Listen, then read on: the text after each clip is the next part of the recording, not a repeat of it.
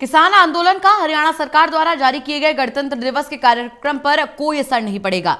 हरियाणा राज्य बाल कल्याण परिषद के मानद महासचिव कृष्ण ढुल ने बताया कि कोई भी व्यक्ति गणतंत्र दिवस के कार्यक्रम में खलल नहीं डालेगा। उन्होंने बताया कि इंटेलिजेंस अपना काम कर रही है और फोर्स ने सुरक्षा के व्यापक प्रबंध किए हैं। इस बारे में खास बातचीत के हमारे संवाददाता अनिल कुमार ने हरियाणा राज्य बाल कल्याण परिषद के मानद महासचिव कृष्ण ढुल से। बाल महोत्सव की उपलब्धि गिनीज बुक ऑफ रिकॉर्ड में दर्ज करवाने के लिए हरियाणा राज्य बाल कल्याण परिषद ने आवेदन कर दिया है।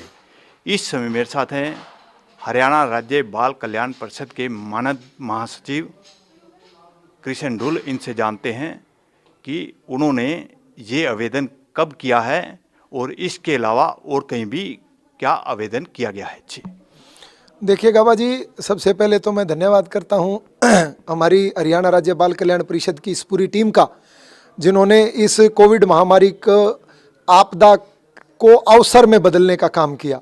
जब हमने निर्णय लिया था कि इस बार हम जो बाल कल्याण परिषद का बाल महोत्सव है वो ऑनलाइन कराएंगे, तब सबके मन में संशय था कि ऑनलाइन कैसे हो पाएगा, क्योंकि पिछला बाल महोत्सव हमारा अपने आप में एक इतिहास में दर्ज है। वो भी कि किंगडम ऑफ ड्रीम में हमने करीब 3 लाख बच्चों को वहाँ पर हमने बुलाया, उनको खिलाया, उनको पिलाया, उनका मनोरंजन किया और उनकी प्रतियोगिताएं कराई।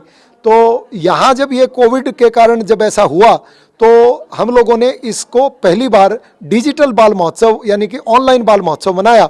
और हरियाणा के स्वरूप को देखते हुए मेरे मन में डाउट भी था कि हरियाणा में शायद हम लोग जो है बाल महोत्सव और ऑनलाइन करवा रहे हैं तो कहीं नेटवर्क की प्रॉब्लम है, कहीं लोगों को एंड्रॉयड फ़ोन के अंदर अपलोड करना नहीं आता, प्रॉपर वीडियो बनाना नहीं आता, तो हो पाएगा कि नहीं हो पाएगा।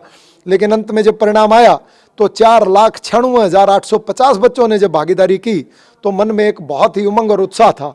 तो ये बहुत बड़ी एक अचीवमेंट थी और हमें लगा कि हमने एक विश्व कीर्तिमान जो है वो स्थापित कर दिया है।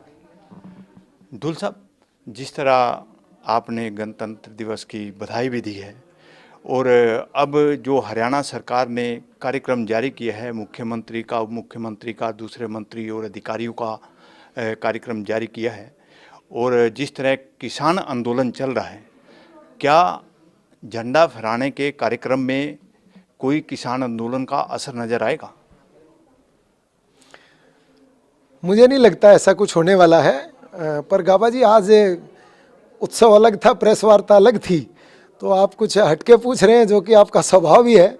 तो मैं ये बता सकता हूं कि गणतंत्र दिवस जो है वो हमारे पूरे राज्य के लिए, पूरे प्रदेश के लिए और पूरे देश के लिए वो एक बहुत अलग महत्व रखता है।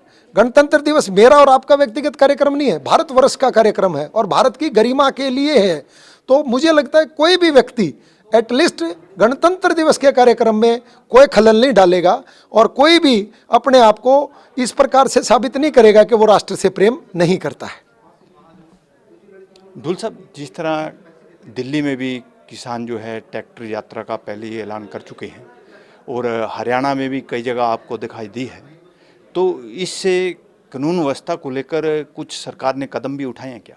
निश्चित तौर पर सरकार इंटेलिजेंस अपना काम कर रही है, वो अपने कदम उठाएगी। उन्होंने व्यापक प्रबंध कर दिए हैं और सुरक्षा की दृष्टि से 26 जनवरी का ऐतिहासिक दिन होता है, तो उसके लिए पूरी हमारी फोर्सेस जो हैं वो कोई भी अप्रिय घटना ना हो इसके लिए वो सदैव तत्पर रहती हैं। रही किसान भाइयों की बात, तो वो ट्रैक्टर लेकर के इस बार गणतंत्र दिवस में जा रहे हैं तो उनका स्वागत है, वो आएँ अपने ट्रैक्टरों के साथ परेड करें और जो जगह, जो स्थान सरकार उनको मुहैया करा रही है वहाँ वो करें। उससे सरकार को और उनको किसी को आपत्ति नहीं होनी चाहिए। रही बात सुरक्षा की, तो मुझे लगता है हर भारतवासी जो है वो अपने लॉ एंड ऑर्डर को जानता है और गणतंत्र दिवस के दिन को के महत्व को देखते हुए मुझे नहीं लगता कोई भी व्यक्ति उस दिन लॉ एंड ऑर्डर के उल्लंघन करने की कोशिश करेगा या करने की सोचेगा भी, ये मेरा मानना है।